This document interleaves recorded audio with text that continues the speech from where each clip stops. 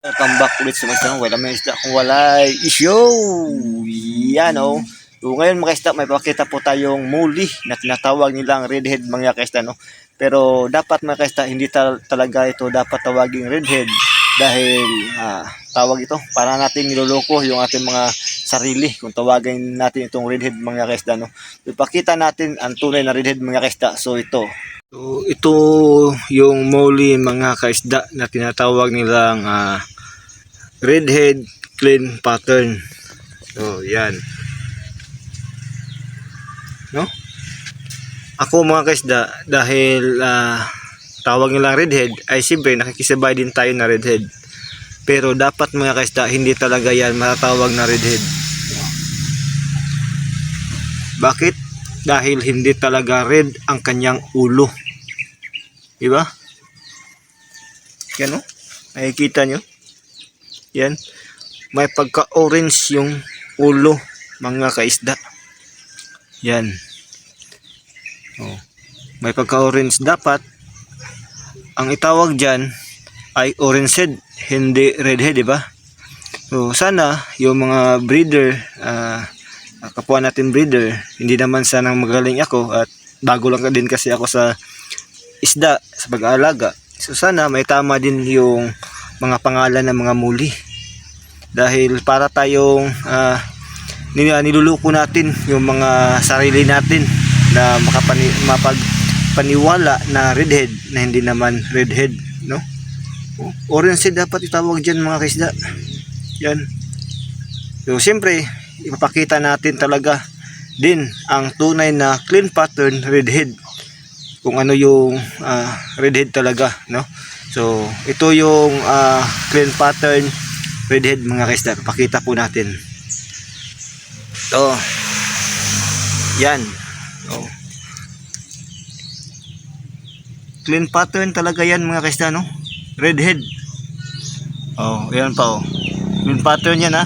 Hindi nga lang muli. Ito ay swordtail mga kaisda, no?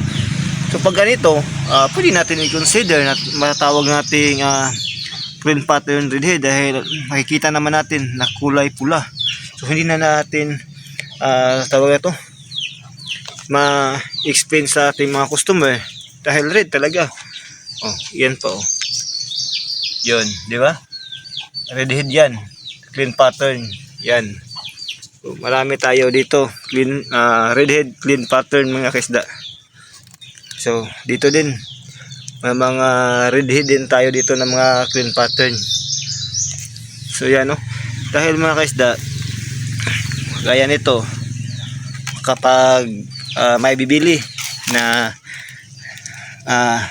bibili na muli, magsasabi siya ng redhead, tapos ganito yung ibigay mo, makipag-debate siya sa'yo, anong parang ang scammer niyan dahil hindi mo na ibigay yung redhead talaga dahil may orange yan wala kang makikitang red yan di ba? So, ang tunay na redhead yung ganito yung mga kista, clean pattern yan, clean pattern yan yan clean pattern yan, di ba?